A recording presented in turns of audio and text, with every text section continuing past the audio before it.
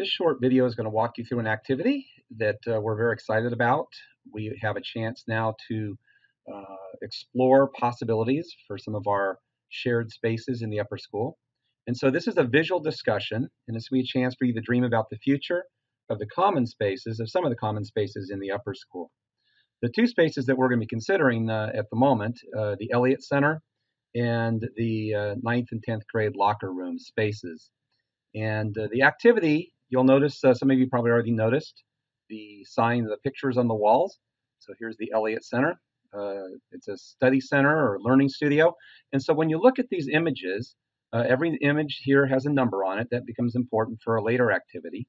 As you look at these images, they don't represent renderings of what the Elliott Center might look like, but rather they represent spaces, the interaction of people and things within these spaces, and trying to connect those with the function of the space. What is it we want to do in these areas? So traditionally, our Elliott Center has been a study hall. And so as we take a look at that as this study space, learning study studio, study hall, we're trying to make a space that's maybe a bit more conducive to that type of work here.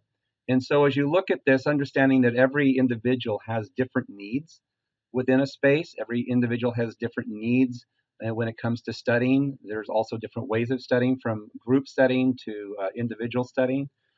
Each image here represents different vendors, different learning spaces, different spaces for gathering. And all we ask you to do here is to take a look at these spaces and find out which ones are speaking to you, which ones do you really like, which ones resonate with you from the context of a learning space, in this case, a study center or learning studio. How do they speak to you? And the ones that really resonate with you, there are things in there that you really, really like. We're going to ask you to put a green dot on those.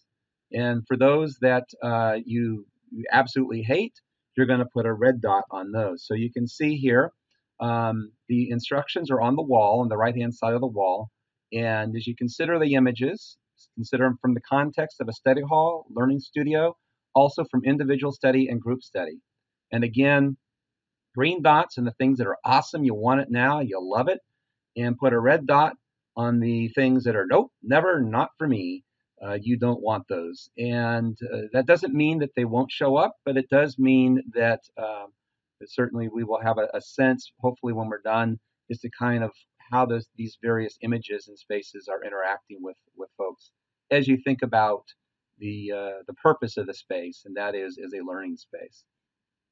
I will have dots, green dots and red dots available in my office. I will bring those out on Wednesday morning, and those will be out in the Elliott Center for you to use for this particular activity. There are also some post-it notes that'll be out there, some larger ones that'll be used for reflections and smaller ones for an adjective activity. So there's a wall of reflection, which is just to the left of the images.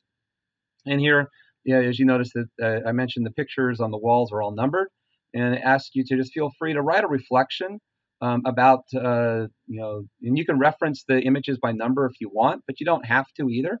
What are the things that you found attracted you to certain images? What kind of spaces were being defined?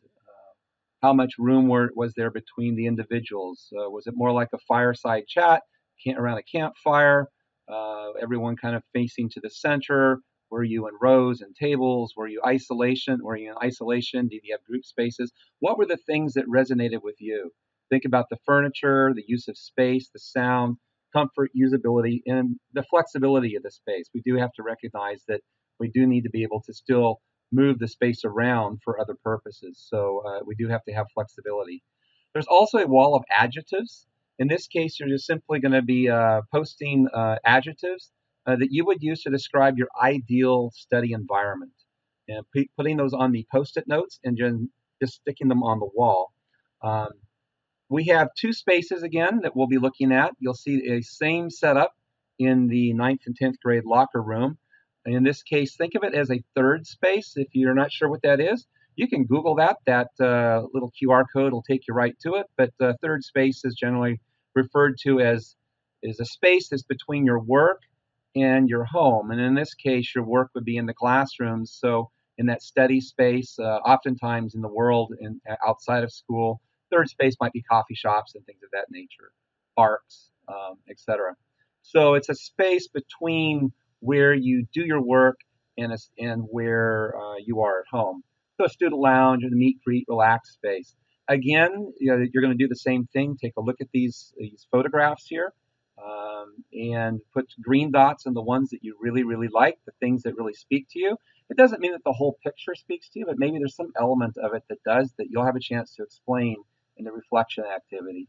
Um, there will be some places where you'll see some overlap, some things that you might find in a study space as well as in a student lounge, and you might find some things that are in the student lounge showing up in the study space.